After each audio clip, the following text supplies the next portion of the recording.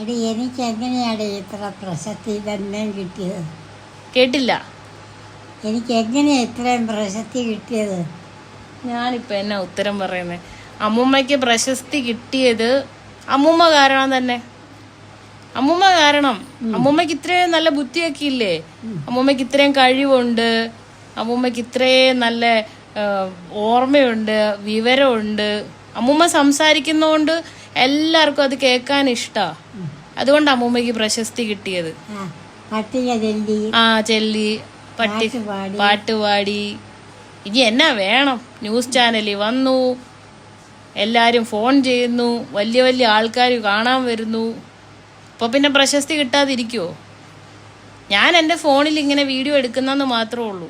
അമ്മൂമ്മയുടെ കഴിവുകൊണ്ട് അമ്മൂമ്മയ്ക്ക് പ്രശസ്തി കിട്ടിയത്.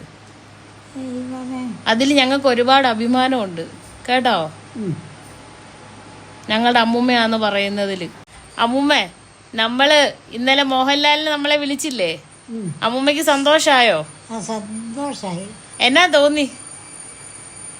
സന്തോഷായി. ആണോ? ഇനി എന്തെങ്കിലും ആഗ്രഹമുണ്ടോ? ഇനി കോട്ടയത്ത് വരുമ്പോ ഇവിടെ വരാൻ പറ. കോട്ടയത്ത് വരുമ്പോ ഇവിടെ വരാൻ പറയണോ? വരാന്ന് പറഞ്ഞിട്ടുണ്ട്, നമുക്ക് പറയാം കേട്ടോ. ഇപ്പൊ എല്ലാരും ചോദിച്ചു ഇനി മോഹൻലാൽ ഈ മാലയെ പറ്റി ചോദിച്ചല്ലോന്ന്. ഈ മാല നല്ല കൊള്ളാലോ, നല്ല സുന്ദരി മാലയാണല്ലോ എന്നൊക്കെ പറഞ്ഞു. 2 മുത്ത് കൊടുക്കുവോ? മോഹൻലാൽ ചോദിച്ചാ കൊടുക്കുവോ മാല? ആ, 3ാം ഭാഗം ഇറങ്ങിയോ? ഇല്ല, ഇറങ്ങിയില്ല, ഇറങ്ങാൻ പോകുന്നേ ഉള്ളൂ. അത് അടുത്ത മാസം എങ്ങാണ്ടാന്ന് തോന്നുന്നു ഇറങ്ങുന്നത്. എൻ്റെ എല്ലാ ആശംസകളും ഞാൻ നേരുന്നു. ആശംസകൾ എനിക്കാണോ ലാലേട്ടനാണോ? ലാലേട്ടനാണോ? അമ്മൂമ്മേ, 1ാം ഭാഗം കാണാൻ പോയതുപോലെ 3ാം ഭാഗം ഒന്ന് നമുക്ക് പോയാലോ? ഞാൻ വരുന്നില്ല, അന്നേ പോയി കണ്ടിട്ട് എന്നോട് വിവരം പറഞ്ഞാൽ മതി.